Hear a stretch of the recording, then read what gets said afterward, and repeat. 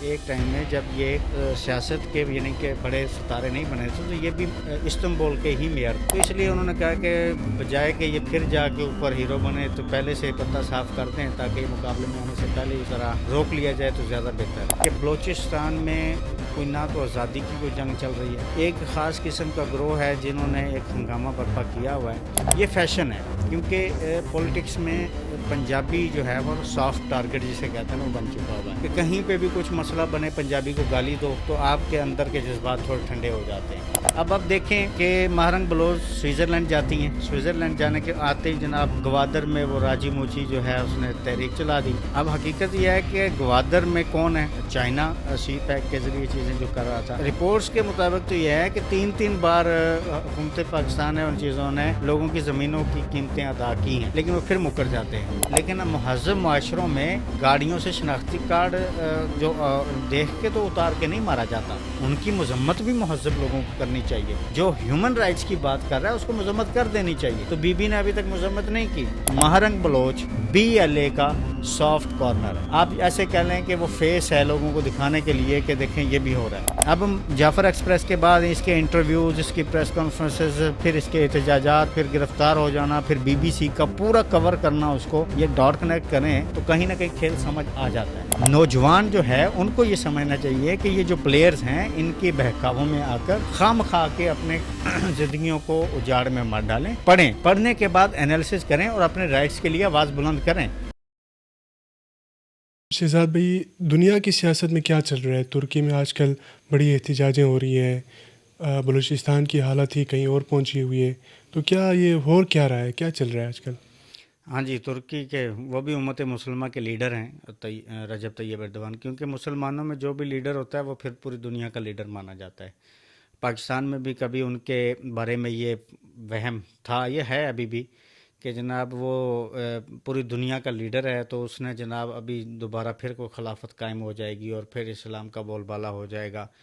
تو اب ان صاحب کا شام کی حکومت کے بارے میں بھی جو کردار رہا ہے بشار الاسد کو ہٹانے میں، جس طرح سے انہوں نے اسرائیل کا ساتھ دیا ہے اور بشار الاسد کی ہٹایا ہے، اور آج جو کل کے ولن تھے آج کے ہیرو بنایا گیا جو ابھی شام کا صدر ہے، تو ابھی ان کا ترکی میں بہت بڑے احتجاج ہو رہے ہیں اور یہ کہا جا رہا ہے کہ یہ ریسنٹ ہسٹری کے بڑے احتجاج ہیں۔ اب یہ احتجاج ہو رہے ہیں جناب میئر استنبول جو تھے امام اوغلو، ان کو گرفتار کیا گیا، ان کی انویسٹیگیشن چل رہی تھی، ان پر کرپشن کے چارجز لگائے گئے، ان پر شاید انہوں نے بھی طیب ایردوان صاحب نے بھی پاکستان سے کچھ تھوڑا بہت سیکھا ہوگا۔ ابھی پچھلے دنوں پاکستان کے دورے پر آئے ہوئے دورے تھے تو وغیرہ ہو شہباز گئے شریف نا، صاحب کی تو ظاہر سی ملاقات ہوئی، بات ہے۔ کچھ نہ کچھ تو سبق حاصل کیا ہی ہوگا نا۔ چلو اپنی کامیابی اپنی اکنامکس کو اوپر لے جانے کا جو ڈھنگ ہے وہ تو ہاں ہمارے والے تو سیکھیں یا نہیں سیکھیں انہوں نے سیکھ لی ہے، تو ان کو کیونکہ وہ بڑا ٹف ٹائم، اور آپ کے اطلاع کے لیے عرض ہے کہ ایک ٹائم میں جب یہ سیاست کے یعنی کہ بڑے ستارے نہیں بنے تھے تو یہ بھی استنبول کے ہی میئر تھے، تو اس کے بعد پھر یہ وزیر اعظم اور صدر اور یہ سارا ان کا جو سلسلہ، اب تو 22 سال ان کے اقتدار کو ہو گئے ہیں۔ تو امام اوغلو جو ہے وہ استنبول کے میئر، ان پر کرپشن کے چارجز، ابھی تو میں آج خبر پڑھ رہا تھا کہ ٹیررزم کی بھی کوئی ان پر دفعہ لگی ہے، ان کی بھی انویسٹیگیشن چل رہی ہیں، پراپر پاکستان کی کاپی ہو رہی ہے پھر کاپی تو۔ ہو رہی ہے۔ تو اس کے بعد بہت بڑے بڑے احتجاج وہاں پہ جو ہے وہ ہو رہے ہیں، اور ان احتجاج پر جو ہے وہ مرچوں کا سپرے اور واٹر کینن کا استعمال ہو رہا ہے۔ اسی طرح سے احتجاج کو جس طرح سے حکومتیں اور انتظامیہ کرتی ہیں احتجاج کو کچلنے کے لیے وہ کیا جا رہا ہے۔ اب جمہوریت تو یہی رہ گئی ہے پوری دنیا میں، اب کیا کیا کہا جا سکتا ہے، ہم صرف پاکستان کو روتے ہیں۔ تو اب یہ کیا رخ اختیار کرے گا، کیونکہ آئندہ الیکشنز میں ٹکر کا آدمی جسے کہتے ہیں نا، کہ وہ امام اوغلو کو سمجھا جا رہا تھا کہ وہ دوسری پارٹی جو ہے مخالف ایردوان کی، اس میں وہ انٹرا پارٹی کے جو ہے نا امیدواروں میں ان کا نام آ رہا تھا، اور ان کی بہت سارا ووٹر ہے، ان کی پبلک میں حمایت ہے، تو وہ اگلے الیکشنز میں ٹف ٹائم دے سکتے تھے۔ تو اس لیے انہوں نے کہا کہ بجائے کہ یہ پھر جا کے اوپر ہیرو بنے تو پہلے سے پتہ صاف کر دیں تاکہ یہ مقابلے میں آنے سے پہلے اس کو ذرا روک لیا جائے تو زیادہ بہتر ہے۔ تو اب اس کے بعد ترکی میں احتجاج شروع ہو چکے ہوئے ہیں۔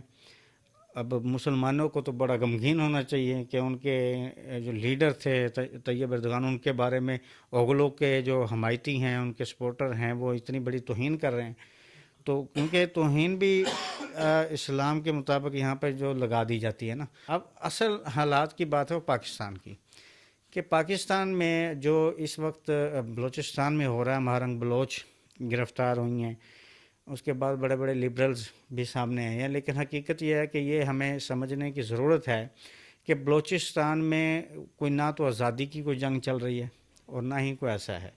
ایک خاص قسم کا گروہ ہے جنہوں نے ایک ہنگامہ برپا کیا ہوا ہے، ان کے ساتھ بلوچستان میں کوئی اکثریت ان کے ساتھ نہیں ہے. بہرحال یہ ضرور ہے جو بلوچستان کے بلوچ اسٹوڈنٹس ہیں جو لاہور میں موجود ہیں، لاہور سے پڑھ رہے ہیں، وہ پنجابیوں کو گالی جو ہے نا فیشن کے طور پر دینا شروع ہو گئے ہیں. یہ فیشن ہے کیونکہ پولیٹکس میں پنجابی جو ہے وہ سافٹ ٹارگٹ جسے کہتے ہیں نا وہ بن چکا ہوا ہے کہ کہیں پہ بھی کچھ مسئلہ بنے پنجابی کو گالی دو تو آپ کے اندر کے جذبات تھوڑے ٹھنڈے ہو جاتے ہیں. کہیں پہ کوئی مسئلہ بنا ہے جی پنجاب کھا گیا کریں، یہ ایک فیشن کے طور پہ خیر چیزیں سامنے آ رہی ہیں. لیکن وہاں پر ایک چیز جو ہم دیکھتے ہیں وہ ایک چیز بھول جاتے ہیں کہ بلوچستان جو ہے اس میں عالمی طاقتوں کا جو کھیل جاری ہے اس کو بیچ میں آپ کیسے اگنور کر دیتے ہیں. اب صرف مہرنگ بلوچ، میں ان پر سوالات نہیں اٹھا رہا، میں صرف اتنا پوچھ رہا ہوں جو ان کا مسنگ پرسنز کا سٹانس تھا، جو ان کا ہیومن رائٹس کے معاملے سے ان کی چیزیں تھیں، ہمیں ان کا ساتھ دینا چاہیے. لیکن اپنے ہی سٹانس کو میرا خیال ہے کہ ڈسٹرائے کیا ہے، تباہ کیا ہے مہرنگ بلوچ نے. اب دیکھیں کہ مہرنگ بلوچ سوئٹزرلینڈ جاتی ہیں، سوئٹزرلینڈ جانے کے آتے ہی جناب گوادر میں وہ راجی موچی جو ہے اس نے تحریک چلا دی. اب حقیقت یہ ہے کہ گوادر میں کون ہے؟ چائنا سی پیک کے ذریعے چیزیں جو کر رہا تھا. اب رپورٹس کے مطابق تو یہ ہے کہ 3 بار حکومت پاکستان نے ان چیزوں نے لوگوں کی زمینوں کی قیمتیں ادا کی ہیں، لیکن وہ پھر مکر جاتے ہیں بی ایل اے کے کہنے پر یا سرداروں کے کہنے پر. ایک ہنگامہ برپا کرنا ضروری ہے. اب اس ہنگامے میں گوادر کا فعال ہو جانا، ایکٹیو ہو جانے سے کس کس کو مسائل ہو سکتے ہیں، تکلیف ہو سکتی ہے. ڈیفینیٹلی انڈیا کو بڑی تکلیف ہوگی اور اس میں ایران کو بھی کہیں نہ کہیں تکلیف ہے. چاہ بہار جو ہے، چاہ بہار کیونکہ گوادر کے بعد چاہ بہار سے تھوڑا سا معاملہ ٹھنڈا ہو سکتا ہے. اب چاہ بہار پر انڈیا کی بھی بڑی انویسٹمنٹ ہے، تو یہ جو ہے نا اس کی وجہ سے، گوادر کی وجہ سے ان کو مسائل تھے. اب سی پیک کو دھچکا دینے کے لیے جو ہے کچھ کریکٹر ایسے ہیں جن کو ایکٹیو کیا جاتا ہے، تو عالمی قوتیں ان کو ایکٹیو کرتی ہیں. تو آپ دیکھیں کہ ایک ملک کے سفیر صاحب جا کے پریس کانفرنس کرتے ہیں کوئٹہ میں، اور اس کے بعد یہ سوئٹزرلینڈ سے تشریف لے آتی ہیں، دورے پر گئی ہوئی تھیں، تو واپس آتے وہ گوادر میں ایک محاذ کھڑا کر دیا جاتا ہے. یہ سارے ڈاٹ کنیکٹنگ کریں تو سمجھ آتی ہے کہ جو بلوچستان کا محاذ ہے اس کو عالمی طاقتیں جو ہیں وہ گرم رکھنا چاہتی ہیں تاکہ یہ گرم رہے، کوئی ہنگامہ جاری رہے، ڈسٹربنس کریٹ رہے، یہاں پر کوئی استحکام نہ بن سکے اور چین ڈسٹرب ہوتا رہے. چین یہ بلوچستان میں اس وقت ایکٹیو پلیئر جو ہیں چین ہے، انڈیا ہے، CIA ہے، ایران بھی ہے، تو یہ چیزیں، یہ پلیئرز ہیں. تو اب جو آزادی کا کھیل، کوشچن یہاں پر ایک جنریٹ ہوتا ہے کہ اگر ہم تھوڑا سا پیچھے دیکھیں تو اکثر چیزوں میں شروعات جو ہے بلوچستان سے نظر آتے ہیں. کوئی رجیم چینج ہونی ہو یا کوئی بدامنی سٹارٹ ہونی ہو، بہت ساری چیزیں وہ سٹارٹ جو ہیں وہ بلوچستان سے ہوتی ہیں. ایسا کیوں ہے؟ وہاں کچھ گھڑے گھڑائے کریکٹرز موجود ہیں جو آسانی سے مل جاتے ہیں، تو کچھ بھی پھر وہاں پہ کرنا ہو، وہاں پہ چیزیں مینیج کرنا بیسیکلی آسان ہے، کیونکہ وہاں چیزیں سرداروں کے ذریعے مینیج کیا جاتا ہے. تو پبلک جو ہے وہ سرداروں کے انڈر آتی ہے. وہاں پہ کوئی چھوٹا موٹا ہنگامہ برپا کرنا ہو یا ادھر ادھر کی ہینکی بینکی کرنی ہو تو وہاں پہ آسان ہے بیسیکلی. اب پنجاب میں آپ دیکھیں تو یا KPK میں دیکھیں وہاں مشکل ہے، کیونکہ وہاں پہ پبلک کو آپ کسی سردار کے ذریعے نہیں ہولڈ کر سکتے. لیکن بلوچستان کی صورتحال ہو رہا ہے، سندھ کی بھی صورتحال جو ہے وہ ان کے ساتھ ملتی جلتی ہے کہ وہاں بھی وڈیرا شاہی ہے، وڈیرا جیسے چاہے گا ویسے ہوگا، آپ اس کے خلاف تو نہیں جا سکتے. تو بالکل اسی طرح جیسے کہ مہرنگ بلوچ صاحبہ کسی سردار کے خلاف بولتی ہوئی دکھائی نہیں دیتی. اب وہ کہتی ہیں کہ جناب میں نے تو، میری والدہ نے کپڑے بیچ دیے تھے. ابھی BBC کا بڑا انٹرویو آتا ہے، اور BBC میں انٹرویو دینے کی ٹائمنگ بڑی شارپ ہے، بڑی اہم ہے کہ BBC پر انٹرویو آتا ہے، ادھر جناب فوراً ایک 33 لاشوں پہ پریس کانفرنس آتی ہے، اس پریس کانفرنس کی مجھے سمجھ نہیں آئی کہ بھائی اگر آپ مہذب، انہوں نے کہا کہ مہذب معاشروں میں اگر آپ ٹیررسٹوں کو بھی مارتے ہیں تو ان کی لاشیں دی جاتی ہیں، چلیں دی جاتی ہوں گی، لیکن اب مہذب معاشروں میں گاڑیوں سے شناختی کارڈ جو دیکھ کے تو اتار کے نہیں مارا جاتا. ان کی مذمت بھی مہذب لوگوں کو کرنی چاہیے. جو ہیومن رائٹس کی بات کر رہا ہے اس کو مذمت کر دینی چاہیے. تو بی بی نے ابھی تک مذمت نہیں کی. تو آپ بی بی کو تو ابھی مجھے کنفرم نہیں ہے، میں نے ایک اسٹیٹمنٹ دیکھ رہا سیاست.pk پہ کہیں ان کی آئی تھی کہ پنجابی مرا ہے تو میں مذمت کیوں کروں، لیکن میں شور نہیں ہوں کہ ان کی یہ اسٹیٹمنٹ ہے یا نہیں ہے. تو میں نے اس کا سرسری تذکرہ کیا ہے. تو کس نے کی ہے مذمت؟ جو جعفر ایکسپریس انہوں نے اغوا کیا ہے، تو یہ مہذب معاشروں میں ایسا ہوتا ہے؟ تو وہاں ان کے جو لوگوں کو اتار کے مارا ہے مہذب معاشروں میں ایسا ہوتا ہے؟ نہیں ہوتا. تو اس لیے بھائی ہم یہ نہیں کہتے، ہم یہ کہتے ہیں کہ اس نے اپنی بیسیکلی، میں ایک سٹیٹمنٹ دیتا ہوں، مہرنگ بلوچ BLA کا سافٹ کارنر ہے. آپ ایسے کہہ لیں کہ وہ فیس ہے لوگوں کو دکھانے کے لیے کہ دیکھیں یہ بھی ہو رہا ہے.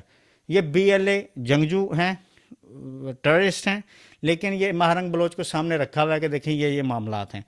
اب جعفر ایکسپریس کے بعد اس کے انٹرویوز، اس کی پریس کانفرنسز، پھر اس کے احتجاجات، پھر گرفتار ہو جانا، پھر BBC کا پورا کور کرنا، اس کو یہ ڈاٹ کنیکٹ کریں تو کہیں نہ کہیں کھیل سمجھ آ جاتا ہے. ہم یہ سمجھتے ہیں کہ سرکاری سطح پر بھی حکومتوں کو بھی ہمارے اور ہمارے اداروں کو بھی وہاں کے عوام کا استحصال نہیں کرنا چاہیے. ہم یہ سمجھتے ہیں کہ وہاں کے لوگوں کو ان جو ہے معاشی سہولیات فراہم کرنی چاہیے. لیکن محترمہ 2013 میں جو ہے وہ بولان میڈیکل کالج سے پڑھی ہیں، وہ تو میرٹ پہ بھی نہیں آئی تھی. ان کو تو اسکالرشپ بھی ملتی رہی ہے، جبکہ 57% ان کے نمبر تھے. جبکہ 2013 میں بولان میڈیکل کالج کا جو میرٹ تھا وہ 77% سے لے کر 80% تک تھا. پھر جناب ساری جو ہے وہ فیسیں جو ہیں وہ سرکار دیتی رہی ہے. آپ سمجھیں کہ میں یہاں پڑھ کے، میں یہاں بیٹھ کے اپنے بچوں کو ڈاکٹر نہیں بنا سکتا. یہ اتنا مہنگا کاروبار ہے، تعلیم کاروبار ہے بنیادی طور پر. وہ سر اس میں جناب حکومت نے اس کو پڑھایا بھی ہے. وہ کہتی ہیں کہ میری والدہ کپڑے بیچتی رہی ہیں، جیولری بیچتی رہی ہیں. تو مہرنگ بلوچ صاحبہ اگر والد صاحب کی، میر غفار لانگو صاحب کی میرا خیال ہے بندوق بیچ دیتی تو زیادہ پیسے مل سکتے تھے بجائے کہ کپڑے بیچنے کے. تو ابھی بھی آپ کو سمجھ نہیں آتی کہ وہ اپنے والد صاحب کی قبر پہ جاتی ہیں تو اس پہ BLA کا جھنڈا نظر آتا ہے. BLA کا جھنڈا ہے اس کی قبر پہ. ماما قدیر کہتا ہے کہ جناب انٹرنل معاملات میں جو حمید شاہین اور امیر غفار لانگو کے ساتھ جو ہوا ہے اس کی وجہ سے ہمیں یہ نقصان ہوا کہ ہمارے اندر سے لوگ چھوڑ کے جانا شروع ہو گئے، دوسری مسلح تنظیموں میں جانا شروع ہو گئے. ماما قدیر کی اسٹیٹمنٹ سے ظاہر ہوتا ہے کہ اندر کچھ لڑائی ہوئی تھی کراچی میں جہاں امیر لانگو مارا گیا. تو چیزیں ہم یہ نہیں کہتے، ہم یہاں پہ یہ نہیں کہہ رہے کہ وہاں پہ مسائل ہیں ہی نہیں. وہاں مسائل ہیں، سب کچھ ہے، لیکن نوجوان جو ہے ان کو یہ سمجھنا چاہیے کہ یہ جو پلیئرز ہیں ان کے بہکاووں میں آ کر خام خواہ کے اپنے زندگیوں کو اجاڑ میں مار ڈالیں. پڑھنے کے بعد انالیسس کریں اور اپنے رائٹس کے لیے آواز بلند کریں. ہر بندے کا رائٹس کے لیے آواز بلند کرنا جو ہے وہ رائٹ ہے، لیکن اس صورتحال میں کسی بھی انٹرنیشنل پلیئر کے جو ہے نا وہ بہکاوے میں آ کر آپ چیزوں کو جب خراب کرتے ہیں، جو آپ کا اصل نیریٹو ہوتا ہے، جو اصل آبجیکٹیو ہوتا ہے، وہ بھی آپ کو پھر نہیں ملتا، کیونکہ اس پر شکوک و شبہات ہونا شروع ہو جاتے ہیں. تو جب ایسا ہوتا ہے تو پھر صورتحال خراب ہو جاتی ہے. تو یہ سمجھنا بڑا ضروری ہے.